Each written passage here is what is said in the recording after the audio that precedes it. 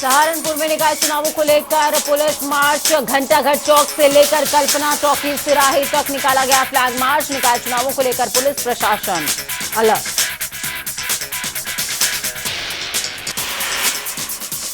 एटा में करंट की चपेट में आने से महिला की हुई मौत। मौत के बाद परिजनों में मचा कोहराम। सूचना मिलने पर मौके पर पहुंची पुलिस, शव को कब्जे में लेकर पोस्टमार्टम के लिए भेजा।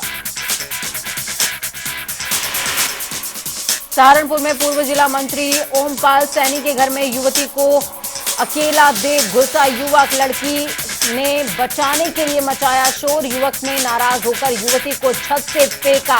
गंभीर हालत में युवती को कराया गया अस्पताल में भर्ती। लखीमपुर में कलयुगी बेटे ने पिता को उतारा मौत के घाट।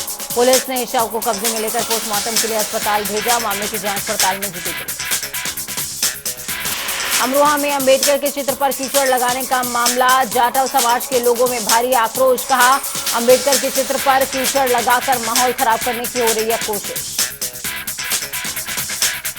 देवरिया में अग्नि सुरक्षा अभियान शुरू। 14 से 20 अप्रैल तक होगा प्रचार प्रसार। क्षेत्राधिकारी श्रीयस त्रिपाठी ने फायर सर्विस की गाड़ियों को हरी झंडी दिखाकर किया रवाना। अग्नि से बचाव के उपायों को लेकर लोगों को किया जा रहा है जागरूक।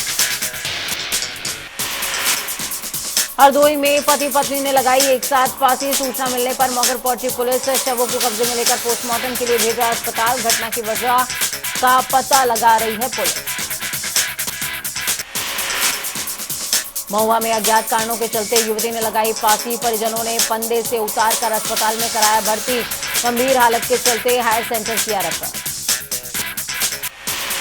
आगरा में जेल के वरिष्ठ अधीक्षक डिप्टी जेलर पर गंभीर आरोप। जेल में तैनात डॉक्टर कुमार गुप्ता ने अतिरिक्त आहार में भ्रष्टाचार करने के लगाए आरोप। सेंट्रल जेल अधीक्षक आरके मिश्रा ने आरोपों को बताया निराधार।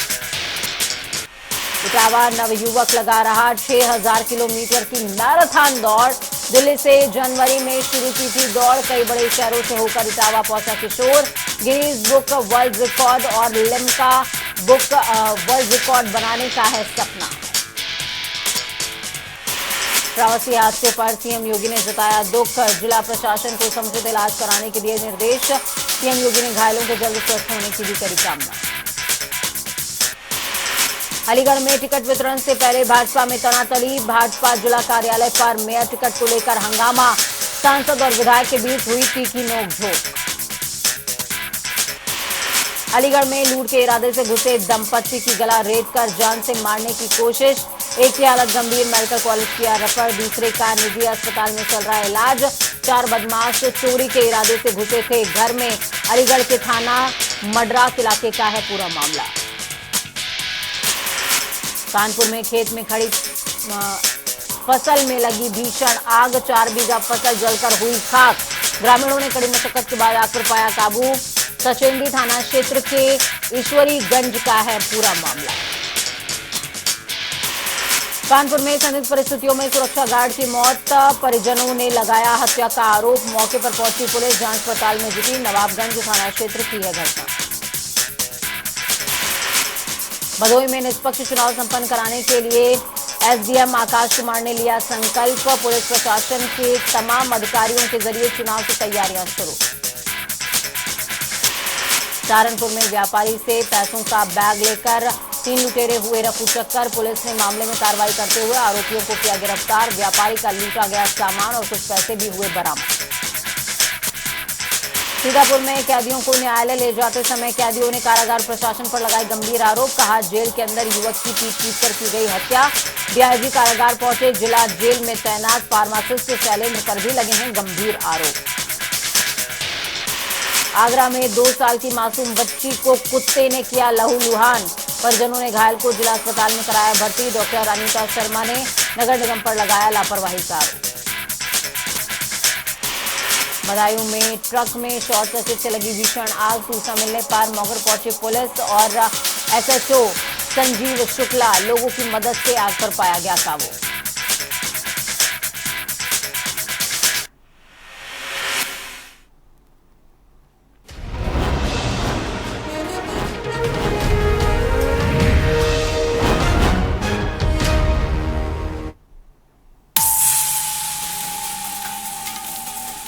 बड़ी खबर अहम जानकारी आपको दे रहे हैं। सिक्किम के राज्यपाल की सीएम योगी आदित्यनाथ से मुलाकात हुई है। सीएम आवास में राज्यपाल से शिष्टाचार भेंट की गई है। राज्यपाल लक्ष्मण आचार्य से भेंट की है सीएम योगी आदित्यनाथ ने। बड़ी खबर अहम जानकारी इस वक्त आपको दे रहे हैं। सिक्किम के राज्यपाल की सीएम योगी आदित्यनाथ से मुलाकात हुई है।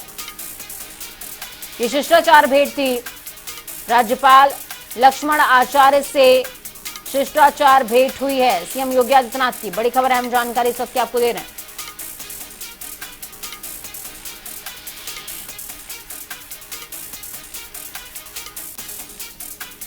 तस्वीरें भी आपको दिखा रहे हैं। देखिए किस तरीके से ये मुलाकात हुई है। सिक्किम के राज्यपाल की सीएम योगी आदित्यनाथ से मुलाकात, लक्ष्मण आचार्य से मुलाकात हुई है।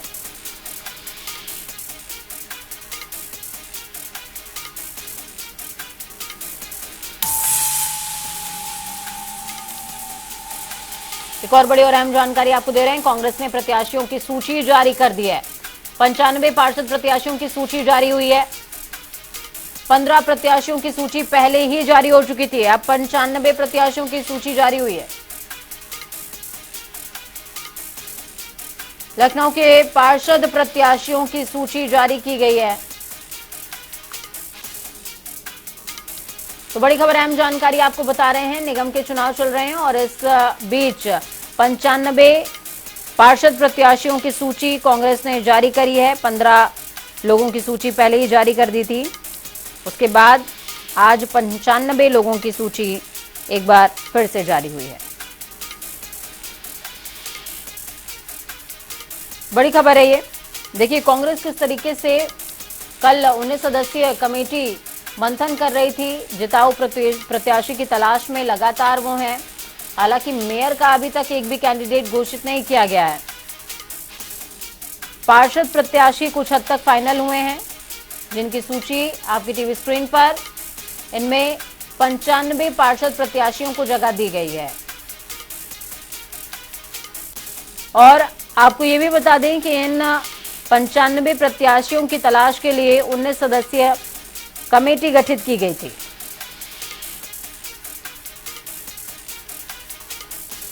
जो लगातार हर पहलू पर नजर बनाए हुए हैं, नजर जमाए हुए हैं।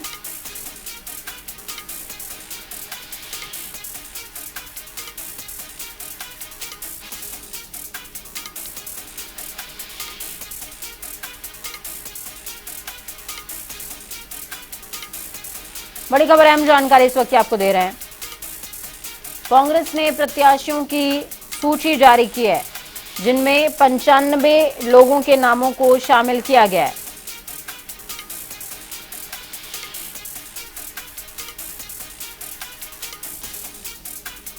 चलिए ग्राउंड जीरो का रुख करते हैं। टीएन मिश्रा हमारे साथ में ग्राउंड जीरो से जुड़ गए हैं।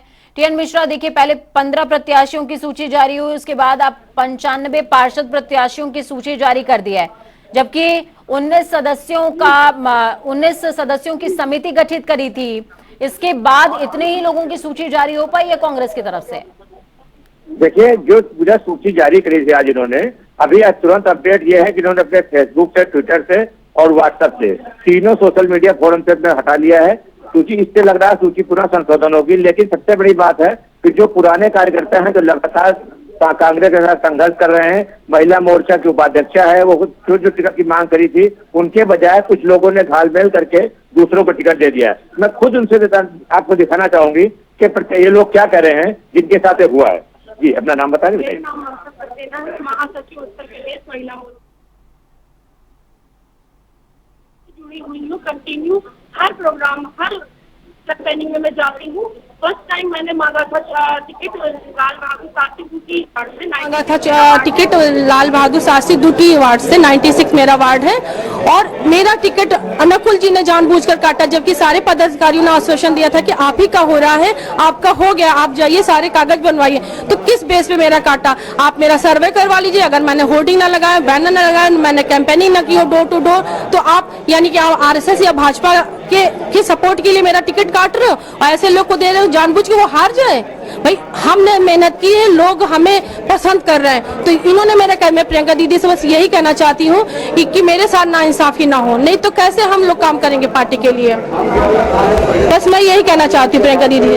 और अगर आपके साथ क्या हुआ है बताएं। जी, मैं मोहम्मद आसिफ अयोध्या दास सेकंड से प्रत्याशी हूँ। एक बार लड़ चुका हूँ, सेकंड नंबर आया हूँ। उसके बाद 18 साल सेवा करने के बाद ये इनाम मिल रहा है कांग्रेस से। मुझे टिकट काट दिया जा रहा है, रात में नाम चलता है, सुबह टिकट कट जाता है। ये क्या हो रहा है बताइए। आप बताएं। मैं सुनील कुमार मिश्रा, दौलतगंज वार्ड अध्यक्ष हूँ। मैं कांग्रेस के लिए काम करता हूँ और हमारे यहाँ ये पोजीशन है कि कल शाम को बाबा भीमराव अम्बेडकर की जयंती में प्रोग्राम रखा गया राहुल के उसमें, और उसके बावजूद जो है भाजपा के कैंडिडेट जावेद मलिक जी यहाँ पे आए, टिकट ले गए। एक बार उनकी सास को टिकट मिला, एक बार उनको टिकट मिला, अब किसी उनकी बीवी को मिला। और जबकि वहाँ पे प्रबल दावेदार सामान्य सीट पे अगर ब्राह्मण नहीं लड़ेगा, ठाकुर नहीं लड़ेगा, क्षत्रिय नहीं, तो क्या हरिजन लड़ेगा? हर बार हरिजन को टिकट देना, और वो भी भाजपा का चल करके आया पैसे के दम पे। अज्जू श्रीवास्तव ने शहर अध्यक्ष होते नाते पैसे लेकर के टिकट रातों रात उनको दे दिया गया, कि जबकि कागज मेरे कंप्लीट हैं। तो देखिए, पूरा आरोप है भी पैसे ले लेके दूसरी पार्टी टिकट दिए जा रहे हैं। ये हम नहीं है, खुद जो है प्रत्याशी बता रहे हैं। और पूरे कांग्रेस में यहाँ पे सैकड़ों लोग ऐसे हैं जिनमें आक्रोश है। और इसके बाद ही सारी उम्मीद ये की जाए कि जल्द ही दूसरी सूची जारी हो सकती है कांग्रेस की तरफ से, क्योंकि प्रत्याशियों में काफी ज्यादा नाराजगी नजर आ रही है। और जब ये प्रत्याशी कार्यालय में पहुंचे हैं तो क्या कोई और प्रतिनिधि यहाँ पर मौजूद है इनके गुस्से को शांत करने के लिए? नहीं, प्रतिनिधि बाहर नहीं आ रहे हैं। आशीष से मैं बिरलाल खाबरी के कमरे के बाहर खड़ा हूँ और वो अंदर मौजूद है, इसमें ऐसी बात नहीं है। और नसीमुद्दीन सिद्दीकी जी और नकुल दुबे सारे लोग जो है जिम्मेदार लोग हैं, लेकिन अभी इन लोग सामने कोई नहीं आया है। ये उनके कमरों के बाहर खड़े हैं। अब जब ये लोग अपनी मांग रख रहे हैं, वो लोग आए और उनकी बातों का जवाब दें, लेकिन अभी तक कोई जिम्मेदार नेता इनकी बातों का जवाब देने के लिए यहाँ नहीं पहुंचा है। जी बिल्कुल। और सबसे बड़ी बात देखिए टीएन मिश्रा, ये है कि ग्राउंड जीरो पर अगर ग्रास रूट लेवल के इलेक्शन कांग्रेस नहीं हैंडल कर पा रही है तो आगे लोकसभा चुनावों की क्या ही बात की जाए। आप निगम के चुनावों में टिकट फाइनल नहीं कर पा रहे हैं, पार्षदों के टिकट फाइनल नहीं कर पा रहे हैं, सूची जारी करते हैं, सूची वापस ले लेते हैं। ये वो सूची दिखा रहे हैं तमाम दर्शकों को जो सूची जारी हुई थी, लेकिन अब फिलहाल इसको तमाम मीडिया प्लेटफॉर्म से हटा लिया गया है। टीएन मिश्रा, ये सही है पूजा कि जीरो के अरसे बाद कांग्रेस का एक जो है मौका मिला था कि सही कैंडिडेट तय करे और जिताऊ उम्मीदवार जो है जीतना एक उम्मीद भी बनी थी।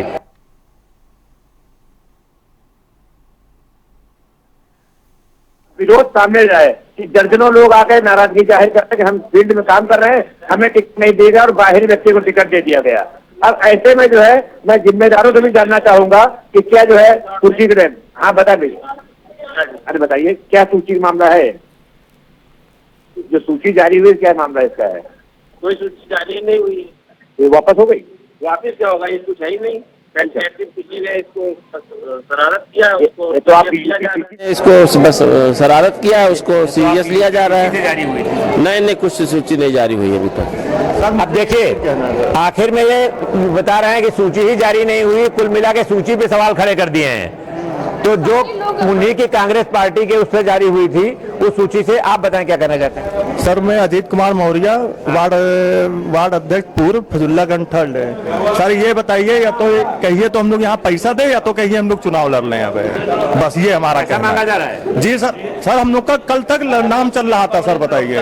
हाँ, और जबरदस्ती न्यूज़ मत करिए, कहीं कोई सूची नहीं जारी हुई है, अभी कुछ नहीं हुआ है। किसी की शरारत को सीरियस लिया जा रहा है। आपकी जो यूपीसीसी पे किसी ने शरारत डाल दिया? नहीं, किसी यूपीसीसी में कहीं से भी नहीं आया हुआ है। आप तो ये प्रवक्ता बता रहे हैं कि यूपीए सूची ही फर्जी है।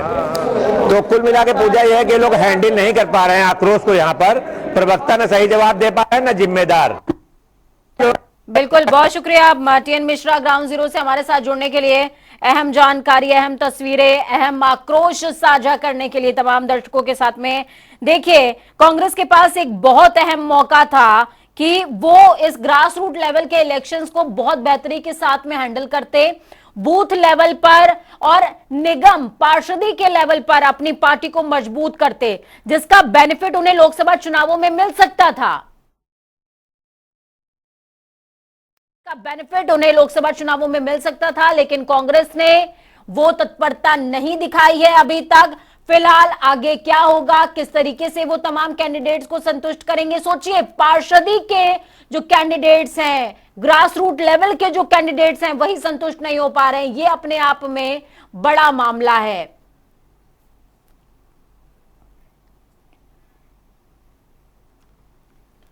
तो वहीं बलिया की अगर बात करें तो बीजेपी सांसद वीरेंद्र सिंह मस्त ने छत्तीसगढ़ के मुख्यमंत्री भूपेश बघेल को आड़े हाथों लेते हुए कहा कि जिसको संवैधानिक पद पर रहते हुए बोलने का और अपनी बोलने की सीमाओं और समाज की परंपरा, समाज की प्रतिष्ठा का ध्यान नहीं है, वो भी मुख्यमंत्री है, तो ये तो भारतीय लोकतंत्र के लिए दुर्भाग्य ही है।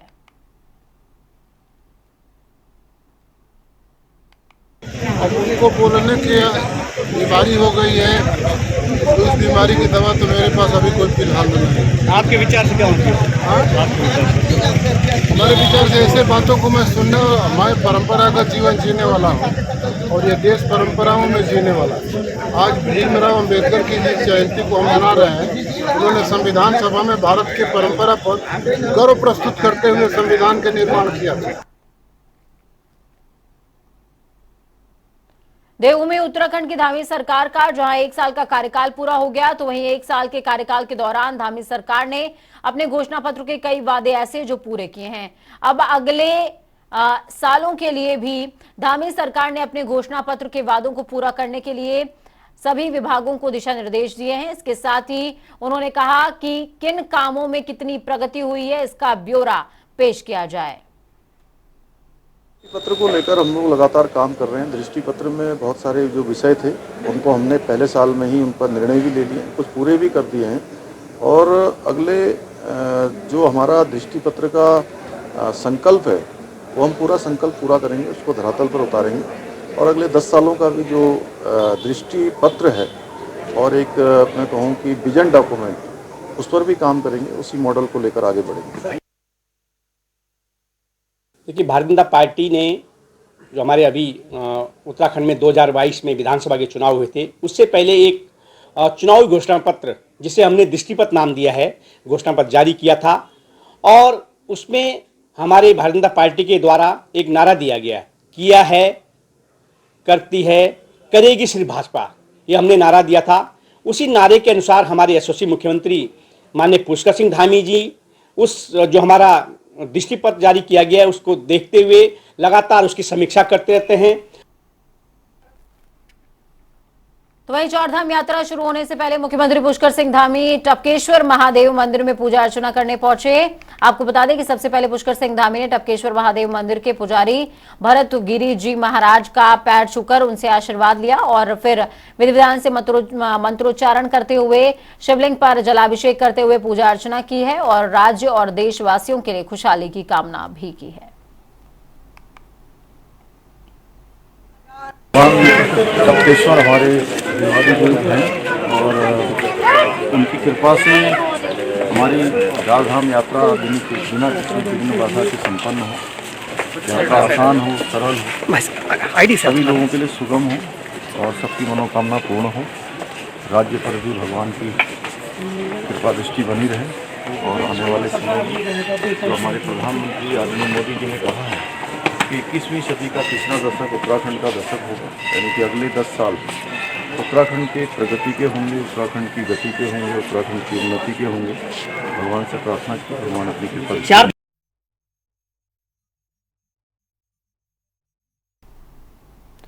मुख्यमंत्री पुष्कर सिंह धामी से आईटीबीपी के आईजी संजय गुंजियाल के नेतृत्व में आईटीबीपी के अधिकारियों ने भेंट की है।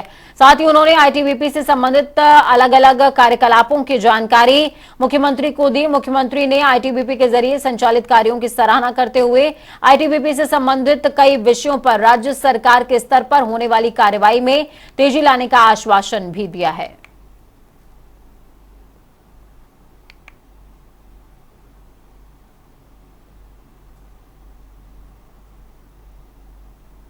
वहीं आपको बता दें कि उत्तराखंड में जल्दी चारधाम यात्रा शुरू होने वाली है। यात्रा को लेकर सरकार का कहना है कि उन्होंने चारधाम यात्रा की तमाम तैयारियां पूरी कर ली हैं, लेकिन कांग्रेस अध्यक्ष करण मारा का कहना है कि सरकार की तैयारियां काफी नहीं है और साथ ही धामों के आसपास किसी भी तरह की व्यवस्थाएं अभी तक हुई ही नहीं है।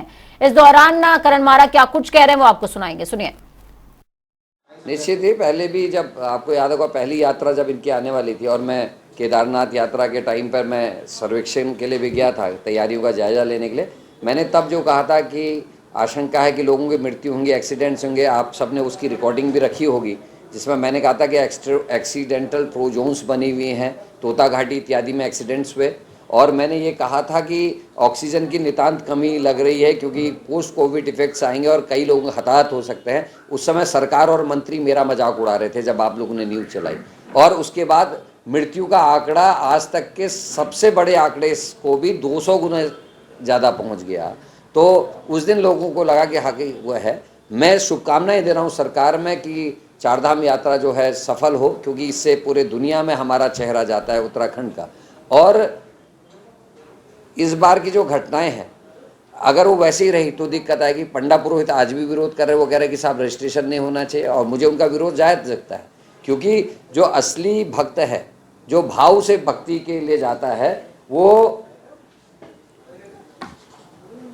वहाँ भाव लेके जाता है। लेकिन होता क्या है, जब आप लिस्ट बनाते हैं, कैटेगरी बनाते हैं, प्रभावशाली लोग तो अपने को लिस्टिंग करा लेते हैं, रजिस्ट्रेशन भी हो जाता है। लेकिन गरीब आदमी जिसको फ़ोन चलाना नहीं आता, जिसके पास एंड्रॉयड फ़ोन नहीं है, जिसका कोई साधन नहीं है, वो कहाँ रजिस्ट्रेशन कराएगा। कांग्रेस की प्रवक्ता गरिमा दसौनी ने बड़ा बयान दिया है। बयान देते हुए उन्होंने कहा कि अतिक्रमण पर होने वाली कार्रवाई का जो वाहवाही है हम भी करते हैं, लेकिन किसी धर्म या जाति विशेष को ध्यान में रखकर होने वाली कार्रवाई पर हम सवाल खड़े कर रहे हैं। इसके साथ ही उन्होंने कहा कि भाजपा में विधायकों को सम्मान नहीं मिल रहा है।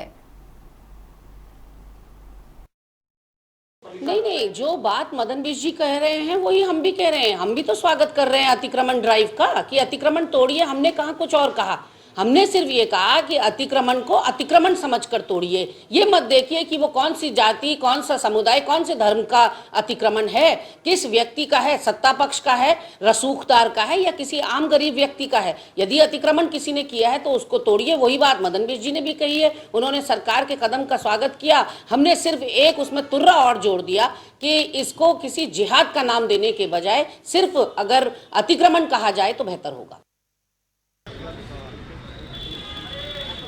देवभूमि में उत्तराखंड में जल्द ही मेट्रो पर काम हो सकता है। आपको बता दें कि प्रदेश सरकार ने सभी तैयारियां पूरी कर ली हैं और मंजूरी के लिए प्रस्ताव केंद्र सरकार को भेज दिया गया है। प्रदेश के शहरी विकास मंत्री प्रेमचंद अग्रवाल की माने तो केंद्र की मंजूरी मिलते ही काम शुरू कर दिया जाएगा। देखिए, मेट्रो की जहाँ तक बात है, यहाँ से तो हम लोगों ने जो भी प्रस्ताव था भेज दिया था। अभी ये प्रस्ताव हमारे केंद्र सरकार के विचाराधीन है और उम्मीद कर रहा हूँ कि बहुत जल्द वहाँ से जब इसकी स्वीकृति मिल जाएगी तो आने वाले टाइम पे इसकी सौगात हमारे इस उत्तराखंड में, चूँकि पहली बार इस प्रकार की परियोजना आ रही है, तो हमारे उत्तराखंड वासियों को इसका एक सौगात के रूप में मिलेगी।